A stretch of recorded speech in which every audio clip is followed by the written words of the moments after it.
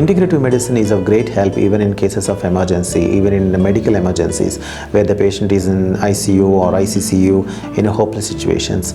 Most of the times the patient attendants who come to us will request us to treat their patients because the doctors have told them that the patient will not respond much to the allopathic system of medicine. Sometimes doctors will say that whatever they can do, they've been doing, but the patient is not responding much. For example, the patient may be having some infection in the body, whether it can be in the brain, it can be in the lungs, it can be in the liver, it can be in the kidneys, or it can be anywhere in the intestines or anywhere in the body, and the doctors have been treating them. The condition has become so critical. Now the doctors are not able to help the patient, so they say there is no more hope. So in such kind of hopeless situations, the patient attendants, they try to search for any other alternative system of medicine. There is if there is any other alternative way where the patient can be helped, and whether we can save the life of the patient. And most of the times in such kind of hopelessness and in such kind of despair, patients come to us and we take up those cases and we treat them with the integrative system of medicine. Integrative system of medicine is a combination of the allopathic system of medicine or the modern system of modern medicine with the complementary system of medicines. Now at our center we treat every patient with allopathic system of medicine and also the homeopathy. We combine both the systems of medicine and treat every patient even in ICU, and we have wonderful results by integrating homeopathy in ICU with this medical approach. With this integrative medical approach, we have wonderful results. People who have variety of infections became much better. Sometimes the people who were in shock, people who were in sepsis, people who were in a variety of medical emergencies, when they were so sick, when the attendants approached us, when we treated them, we were able to give them better results. We were able to sometimes save the lives of the patients, and in few of the instances we were able to even delay the surgery, and in some of the instances we could even completely avoid the surgeries. So integrative medicine is a best approach for any patient who is admitted in an ICU.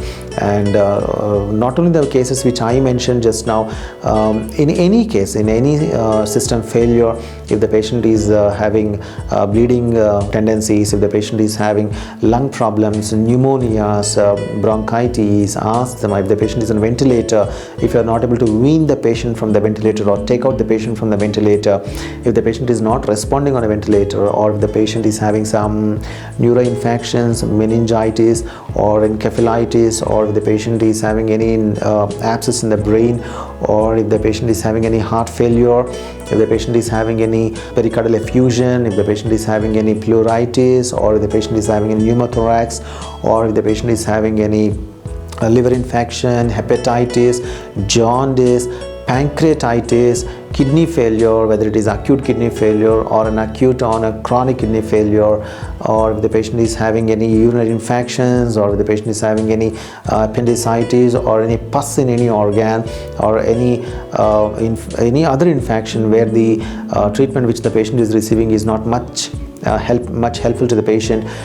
In all such scenarios, whatever the case may be, if the patient's BP is falling down, if the patient's condition is becoming hopeless, or even if the patient is in coma, well, we can still have hope with integrated system of medicine. We can treat the patient.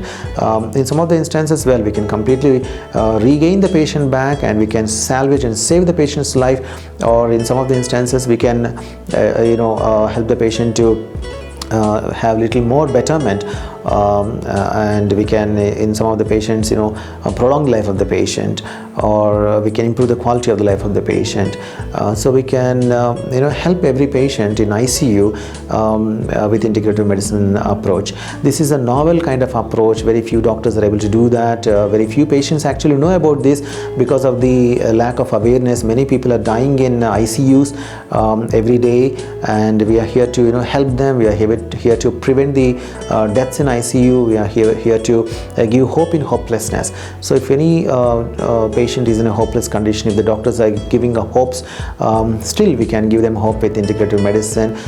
May not be 100% hope, but still we can try to help them to the maximum possible extent, and we can gain good results.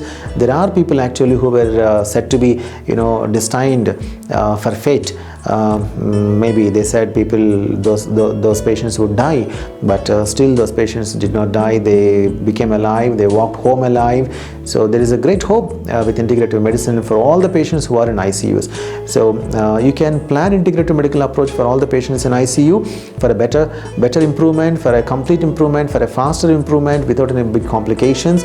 I personally advocate that you should plan integrative medicine not only once the patient's condition becomes severe or hopeless, but before the patient's condition becomes severe or hopeless. Before that itself, if you can actually plan integrative medicine, the patient can respond very well. His condition will not become hopeless and the patient will not become sick.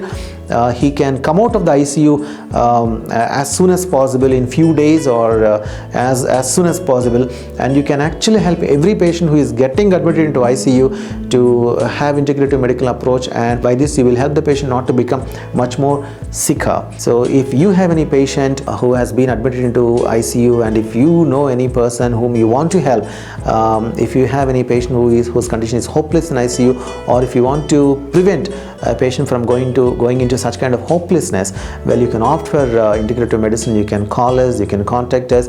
We are there to help you day and night. We are there to prevent a person from becoming so sick, and we are here to help you from preventing your patient to going into hopeless condition. Even if a person is in a hopeless condition, you can still contact us. We can try to help the patient and try to regenerate his body and make his body better by stimulating it by the integration of homeopathic remedies. Hope we'll be able to help you in every ICU. Hope we'll be able to help you and your ICU patient as soon as possible.